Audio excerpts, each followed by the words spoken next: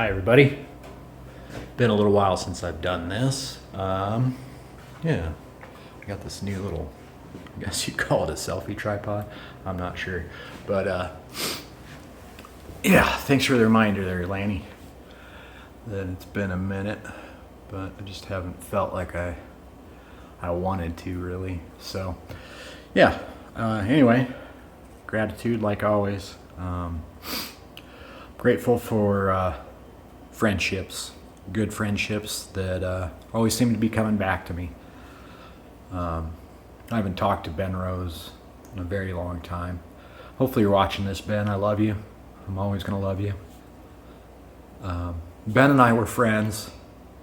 I'm grateful that he's attempting to come back in my life. Seems like everybody I've met over the years is coming back to me, which isn't a lot of people, but that's the way I've always been. Keep my friends pretty close and pretty limited.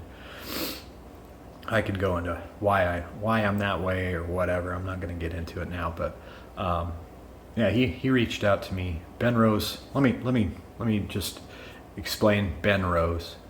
Most of you probably don't know about him. I probably didn't talk about him much when we were getting drunk in pickup trucks at man camps. But for those of you who do know Ben Rose, him and I met in 3rd grade. He was my first real friend that I ever had. And I don't know how to say this without getting emotional a little bit, so I apologize for that. But no, I don't apologize for that. That dude took me under his wing. I would have followed that guy anywhere. And I did. And he was my first friend that wasn't, my brother or my other brothers or my cousins or anybody in my family. And I wanted so much to be like Ben Rose. He was only child. Him and I we raised a lot of hell together. And yeah, he's this is a weird thing. I thought about this a couple weeks ago. This kind of friend Ben Rose was. I was never the social, interactive kid at school, but he would always, try to break me out of my shell. And his first girlfriend was my first girlfriend. He broke up with her so I could date her. And that's just the kind of friend he is. I think we might have both been dating her for a few days. Anyway, that's the kind of friend that dude is. He reached out to me recently via Instagram. Obviously, he gets to see what's going on with my Instagram. I'm sure he sees my soon-to-be ex's Instagram too. But just to say, hey man, I'm still here if you need me. And I haven't reached out to him yet, and I feel like shit for that, but I don't think I'm ready to. I don't think I'm ready to sit on the phone for a couple hours and just cry my eyes out to somebody I haven't seen in probably 13 years now, let alone talk to. But he's still my good friend, and I know that doesn't matter. So yeah, I'm grateful for that. I'm grateful for everybody in my life right now. Things are kind of getting a little rough as far as the ex and I, and it's coming down to all that bullshit. But I'm not going to bore you guys with those details. Those are my details and my issues, and yeah, that's that. But just wanted to give you guys an update. I'm still doing what I'm doing. I didn't quit doing this, man. I want to talk about this a lot. I want to talk about personal growth every fucking day. I discover something new about myself, and I'm not giving up. I'm not turning my back on myself. I think old me definitely would have done that by now. Old me would have just said, hey man, you can't do this anymore. And I'm happy that guy's gone. Stand by, my microwave's going off. Got that settled, but certainly grateful for these people. Posted this on Instagram. My buddy Travis and his wife were they're just clearing out their house to redecorate or whatever they're doing here. I'm just going to turn this around. I know how to do that. I don't think I can.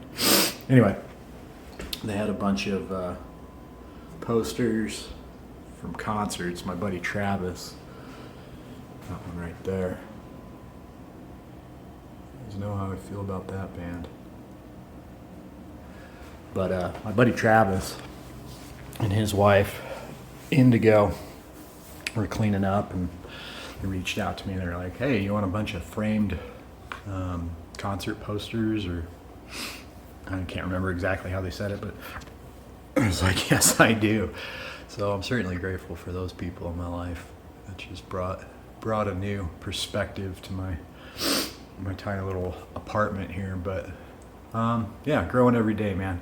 I recently realized that this voice in my head is a motherfucking liar. He does it all the time. Tries to trick me to be fearful. I mean, you could see me adjusting my beard and mustache all the time. That's the voice in my head saying, "You don't look right." But what I've recently discovered is how to overcome that and just stop that. And it's been really, really eye-opening for me. I stood in front of the mirror yesterday morning and this morning and just stared at myself for 10 minutes. Today was, I don't want to say easier, but I kind of knew what to expect, so it was different. Conversation was different, but when I first started doing it yesterday morning, it was, what's wrong with this? How come I look like this? You know, like rediscovering all the things about my face and what I look like, and touching my beard and doing all the things. And I talked pretty fucking negative to myself a lot in the first couple of minutes. And then I was just like, why am I doing that? Why am I doing that to myself? Nobody programmed me to do that. What brought that upon me, like, to just think that I'm not worthy of all the things I'm worthy of? I mean, look at me, man. I'm a good-looking dude. I ain't gonna lie about that. But yeah, realizing that I've done that for a very long time, and it's hard to get out of that mode. It's hard to get out of that negative self-talk. But I was able to. I don't know how many minutes I spent talking about all my accomplishments and the things that I'm doing right now in my life. Most importantly, to make myself a better person, to make myself a better human being, and help myself survive probably one of the most depressing, tear-jerking moments of my life, but it had to happen in order for me to wake up. So, you want to talk about that? Put it in the comments, whatever. Cool. I've said this before. Go ahead and let your friends know about me, man. If you feel like there's somebody who might benefit from this, cool, show it to them. I think that'd be great. But last week I was teaching a class, and I felt this energy drain for a few days, like it just kind of settled in a little bit. And I was able to identify it as somebody in the class. Handful of guys in there. And yeah, it wasn't revealed until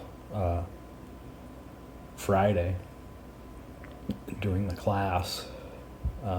He opened up and didn't talk about it in detail at all by any means. He just kind of mentioned it while he was super nervous and embarrassed. I could tell that his son had committed suicide. Like I said, not a lot of details. I don't know how recent or how long ago that was. I'm sure it's like it just happened to him all the time, but that was what was draining my energy. And yeah, I was able to not let my heart go out to him. in a way that hurt me.